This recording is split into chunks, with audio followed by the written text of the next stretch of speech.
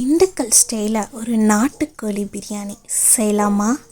Beginners கூட ரொம்ப சுலபமாக செய்யலாம். ஃபஸ்ட்டு ஒரு ப்ரெஷர் குக்கரில் தேங்காய் எண்ணெய் ஊற்றிக்கலாம்.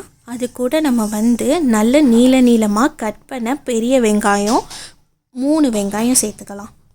வெங்காயம் பொன்னிறமாக ஆகிற அளவுக்கு நல்லா வணக்கிக்கலாம்.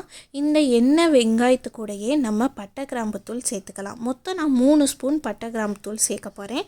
அதில் ஃபஸ்ட்டு 2 ஸ்பூன் பட்டை கிராம்பு மட்டும் நான் இது கூட சேர்த்துக்கிறேன். 2 பச்சை மிளகாவை போட்டு நல்லா வணக்கிடுங்க. பட்டை கிராம்புத்தூள் எண்ணெயில் கருகிராமல் பார்த்துக்கோங்க. சிம்மிலேயே வச்சு இந்த ஸ்டேஜில் மட்டும் வணக்கிடுங்க.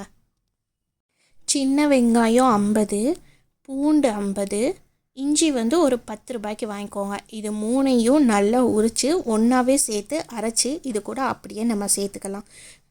நான் சொல்கிற அளவு 1/2 கிலோ அரிசிக்கு கரெக்டாக இருக்கும்.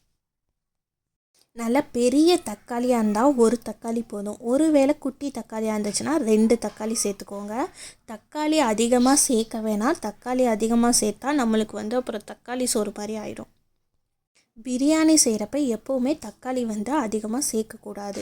தக்காளி சேர்த்து ஒரு 2 நிமிஷம் வணக்கினதுக்கப்புறம் தயிர் 3 ஸ்பூன், 1/2 கிலோ அரிசிக்கு 3 ஸ்பூன் தயிர் கரெக்டாக இருக்கும். தயிரையும் சேர்த்து நல்லா மிக்ஸ் பண்ணிக்கலாம். இந்த ஸ்டேஜில் உங்களுக்கு சட்டியில் ஒட்டுற மாதிரி தான் இருக்கும். நீங்கள் ஒன்றும் பயப்பட வேண்டாம். அடுத்து நம்ம வணக்க அந்த சட்டியில் ஒட்டியிருக்கிறதெல்லாம் வந்துடும். இப்போ நம்ம நாட்டுக்கோழி சேர்த்துக்கலாம். 1/2 கிலோ அரிசிக்கு 1/2 கிலோ நாட்டுக்கோழி சேர்த்துக்கலாம். ஆனால் நான் எனக்கு ஃப்ளேவர் வேணுன்றதுக்காக மட்டும் நான் கறி சேர்க்குறேன். ஆனால் நான் கம்மியாகவே சேர்த்துக்கிறேன். 3/4 ஸ்பூன் மட்டன் மசாலா, 1 ஸ்பூன் மிளகாய்த்தூள், முன்னாடி நம்ம எடுத்து வச்சுருந்த 1 ஸ்பூன் பட்டை கிராம்பு தூளையும் இப்போ நம்ம சேர்த்துக்கலாம். நம்ம சேர்த்ததெல்லாம் போட்டுட்டு கைவிடாமல் நல்லா வணக்கிக்கோங்க. தண்ணியெல்லாம் அளந்து ஊற்றுனதுக்கப்புறம் தான் நம்ம லெமன் புளிவோம். பட் நம்ம இந்த பிரியாணிக்கு இப்போயே நம்ம லெமன் புளிஞ்சுக்கலாம். ஒரு பெரிய லெமனில் 1/2 பழ லெமனை இப்போ நான் புளிஞ்சிட்டு இது கூட தண்ணி சேர்த்து, நாட்டுக்கோழி வேக கொஞ்சம் நேரமாகுன்றனால இப்போ நம்ம கொஞ்சமாக தண்ணி சேர்த்து 2 விசில் விட்டு எடுத்துக்கலாம். கறி வேகிறதுக்கு கொஞ்சம் மட்டும் நம்ம உப்பு சேர்த்துக்கலாம். இந்த ஸ்டேஜில் வீடியோவில் அது கேப்சர் ஆகலை. கறி வெந்ததுக்கப்புறம் அந்த தண்ணி ஓரளவுக்கு வற்றுனதுக்கப்புறம் மல்லி புதினா இலை நம்ம சேர்த்து நல்லா வணக்கிக்கலாம். அதே இது கூட இப்போ நல்ல ஒரு கிரேவி மாதிரி வந்திருக்கும். நம்ம எவ்வளோக்கு எவ்வளோ பிரியாணி இந்த மசாலாவெல்லாம் வணக்குறோமோ அந்த அளவுக்கு நம்ம பிரியாணி நல்ல டேஸ்ட்டாக வரும். நான் சாப்பாட்டு அரிசி பொடி அரிசி தான் எடுத்திருக்கேன். நான் 1க்கு 2 டம்ளர் தண்ணி ஊற்றிக்கிறேன்.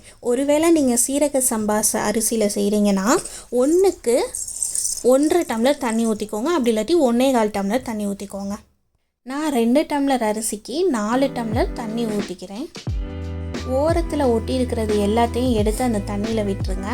இப்போ நம்ம சாப்பாட்டுக்கு தேவையான உப்பு போட்டுக்கலாம்.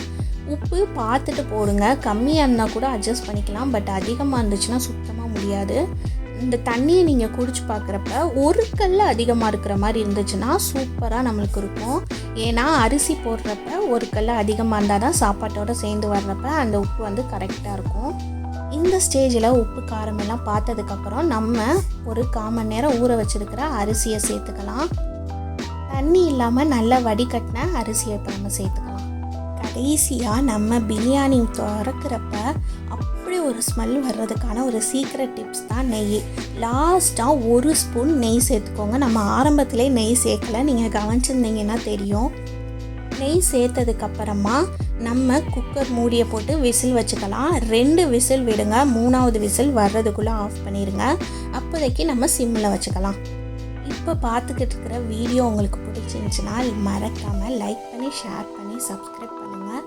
இது மாதிரி மேலும் நிறைய வீடியோக்களை நான் போட்டுக்கிட்டு இருப்பேன். அதுக்கெல்லாம் உங்களோட சப்போர்ட் எனக்கு ரொம்ப தேவை. இப்போ நம்ம குக்கர் மூடியை திறந்துட்டு பார்க்குறப்ப நம்மளோட பிரியாணி நல்லா சூப்பராக ரெடி ஆயிடுச்சு. ஒரு பிரியாணி கூட குலையாமல் நல்ல உதிரியாக ரெடி ஆயிடுச்சு. நம்ம இப்போ பிளேட்டிங்கில் வச்சுக்கலாம். பிரியாணி வச்சு அது கூட சிக்கன் 65, பிரெட் அல்வா, கத்திரிக்காய் தொக்கு, தயிர் பச்சடிலாம் வச்சு சாப்பிட்டோம்னா செம்மையாக இருக்கும்.